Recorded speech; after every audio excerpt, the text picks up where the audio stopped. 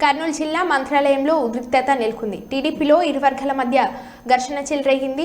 ZP స్కూల్లో మధ్యాహ్న భోజనం ఏజెన్సీ విషయంలో ఘర్షణకు దిగారు. టీడీపీ జిల్లా అధ్యక్షుడు తిక్కారెడ్డి వర్గీయులపై మొన్నటి ఎన్నికల్లో ఓడిపోయిన టీడీపీ ఎమ్మెల్యే అభ్యర్థి రాఘవేంద్రరెడ్డి వర్గం దాడి చేసింది. పోలీసులు ఇరు వర్గాల చెదరగొట్టడంతో పరిస్థితి అదుపులోకి వచ్చింది. మంత్రాలయం నియోజకవర్గంలో తిక్కారెడ్డి వర్గం, రాఘవేంద్రరెడ్డి వర్గాల మధ్య విభేదాలు రోడెక్కాయి. మంత్రాలయం టీడీపీ ఇన్ఛార్జ్ తానేనని, మధ్యాహ్న భోజన ఏజెన్సీలు, స్టోర్ డీలర్లు తమకే కావాలని రాఘవేంద్రరెడ్డి వర్గం పట్టుబడుతుంది. ఇప్పుడు ఏకంగా బాహాబాహీకి దిగాయి. 10 రోజుల క్రితం వంట ఏజెన్సీ కోసం ప్రాథమిక పాఠశాలలో ఒకరిపై ఒకరు దాడి చేసుకున్నారు. మంత్రాలయం జిల్లాలో సంచలనంగా మారింది. టీడీపీ నేతలే బాహీకి దిగడం ప్రజలు భయాందోళనకు గురవుతున్నారు.